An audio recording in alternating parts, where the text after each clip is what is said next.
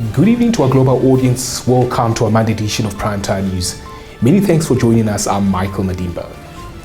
The hashtag Be Free Youth Campus of the One Economy Foundation was officially inaugurated by President Dr. Hage Geingob. The foundation aims to assist students between the ages of 13 and 30 to obtain integrated multidisciplinary services that will enable them to be free from whatever limits their potential. Now, speaking at the event, First Lady Monica Geingob stated that all youth officers in all 14 regions will be trained at the facility in order to replicate the activities in their regions. Let's now listen to a portion of the First Lady's address. This big key here is us acknowledging the partnership with the Ministry of Youth and Sport that is also supplemented with partnership with the Ministry of Health. We'll be supplying commodities. Also a partnership with the Ministry of Safety and Security under the Namibian Police. We've been given 5,000 square meters that will be finished building in 2024, maybe early 2025.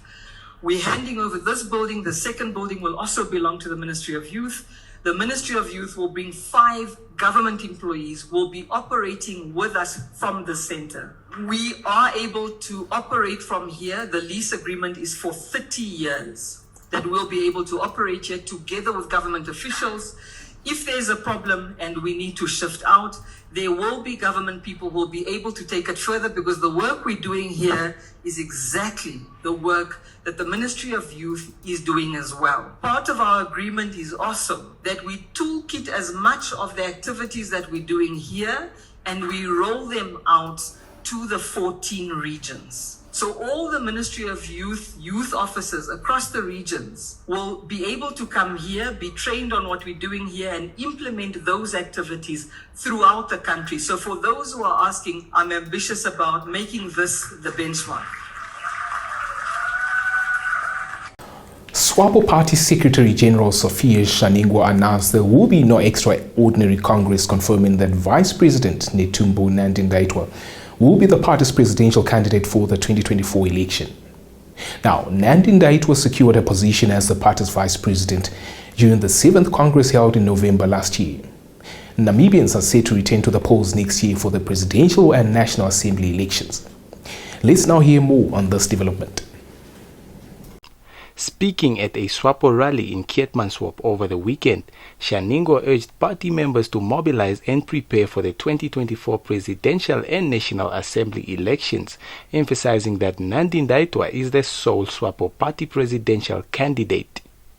Shaningwa noted Nandi-Ndaitwah's qualifications in both domestic and international matters and praised her as a compassionate leader who listens not only with her ears but with her heart. She urged party members to rally behind Nandi-Ndaitwah as they had done for the first, second and third presidents of the party and the country. Matthias Mumbala, SWAPO Party Regional Coordinator for the Karos region, echoed the sentiment of party unity and support for Nandi-Ndaitwah as the 2024 presidential candidate. Reporting for Primetime News, Ishmael Mukvonda. Still at the same event, SWAPO Party Vice President Netumbo Nandi-Ndaitwah noted corruption obstructs the allocation of resources for public service delivery and could have serious consequences, such as governments being overthrown. Nandi-Ndaitwah at the rally castigated corruption and surmised it cannot be allowed in Namibia as it's an act of treason.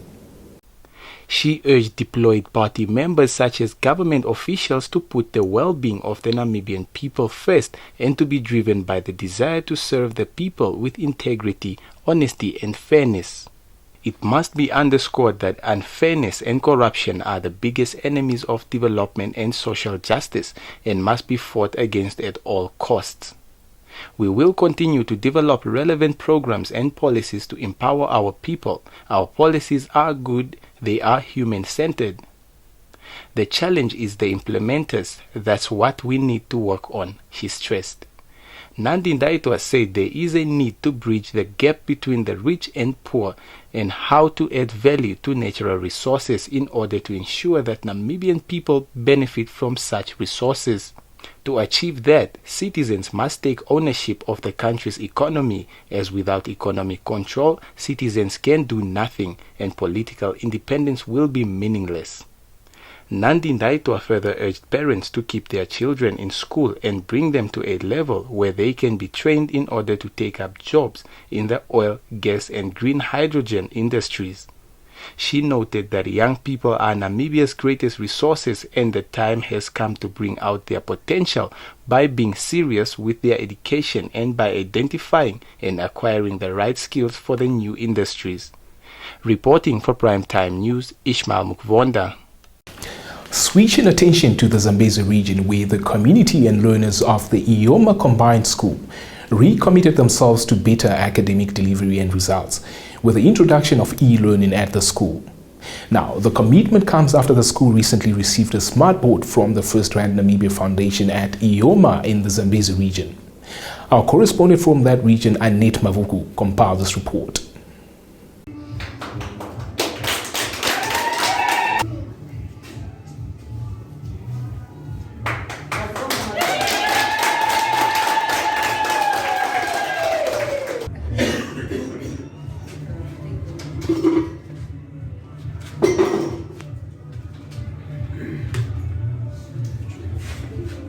With the aid of video conferencing technology, teachers can more easily involve distant pupils when using a smart board.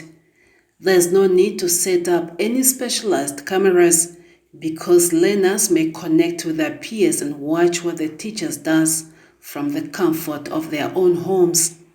Given the problems the educational sector is having with resources, this model of learning and teaching has never been more pertinent. Many students around the nation struggle to succeed academically due to their lack of information access and difficult financial circumstances. The Ioma community, learners and teachers have recommitted to ensuring that they increase their pass rates going ahead. Students may now access any kind of material for their projects and homeworks thanks to the smart board. Norama Emekomo Nembo, the Deputy Director of Education, urged students and teachers to take careful care of the smart board. Reporting for Primetime News, Iwuze Mavuku. Stay tuned for the business segment.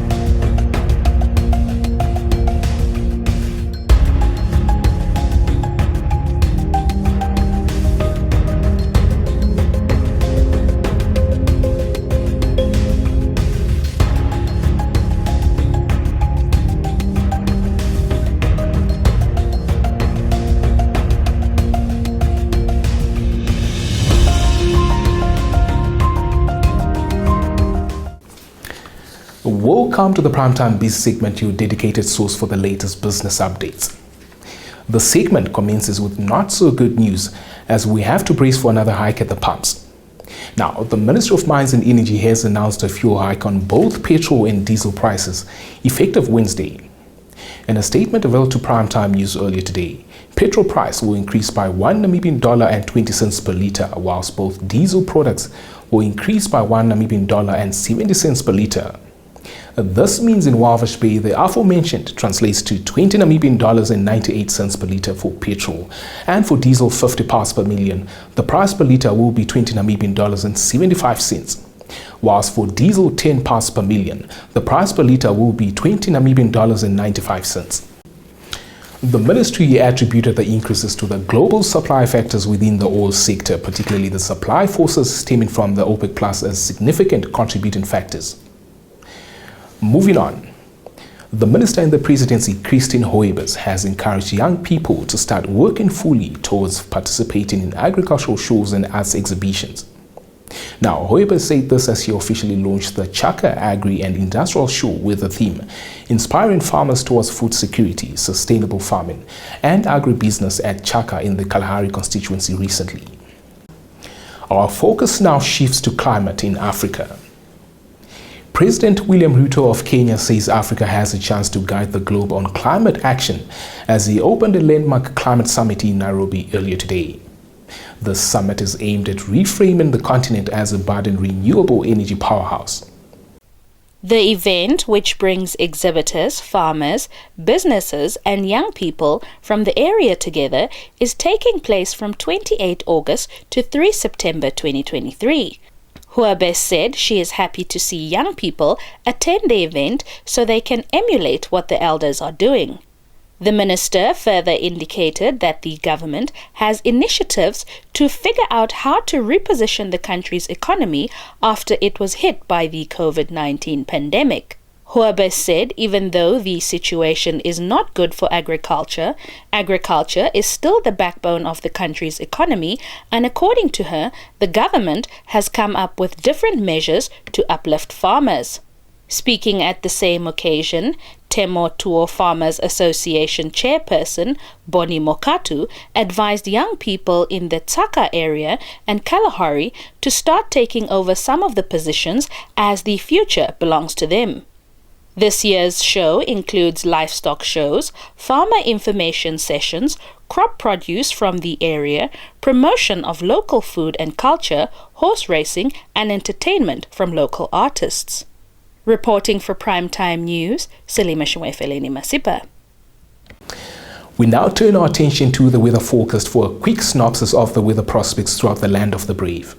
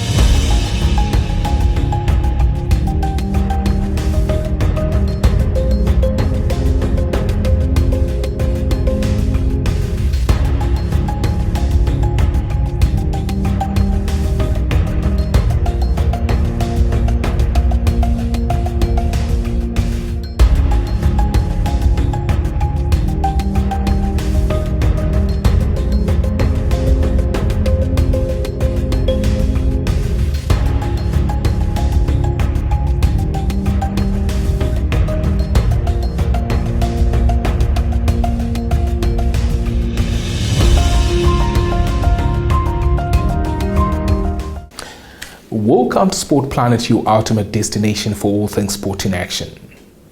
Football dominates tonight's segment. Brave Warriors will be without key players and the team captain for the upcoming international friendly against South Africa. Now, Namibia is scheduled to play an international friendly match against South Africa on the 9th of September 2023 in Johannesburg. The match against South Africa will form part of the FIFA international friendly matches. In an interview with Nampa on Sunday, Brave Warriors coach Colin Benjamin said currently the team has 6 players with injuries that will make them miss the match against Bafana Bafana. Meanwhile, in the English Premier League, Mohamed Salah put talk of a reported £150 million move to Saudi side Al Ittihad behind him with a final Liverpool goal in a 3-0 Premier League win over Aston Villa at the weekend. Reds manager Jurgen Klopp is confident the Egyptian star will remain at Anfield, saying he is our player and wants to play here. Stay tuned for your sports roundup.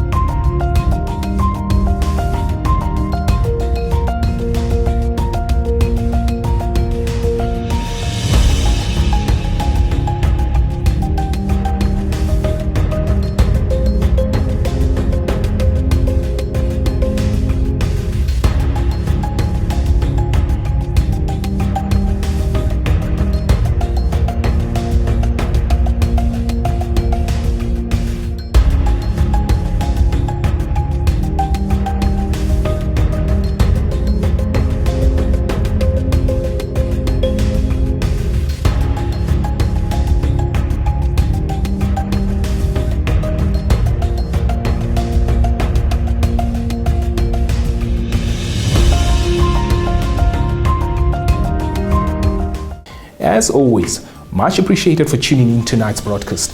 Looking forward to having you tomorrow and indeed the rest of the week. For you to be abreast with happenings on, within and beyond Namibian borders, do follow the prompts on your screen by subscribing to our channel. Furthermore, we encourage you to actively engage with us by liking and sharing your thoughts in the comment section. Our quest to improve is a continuous one. That said, on behalf of myself, Michael Medimba, and my production architects working tirelessly behind the scenes, it's good night.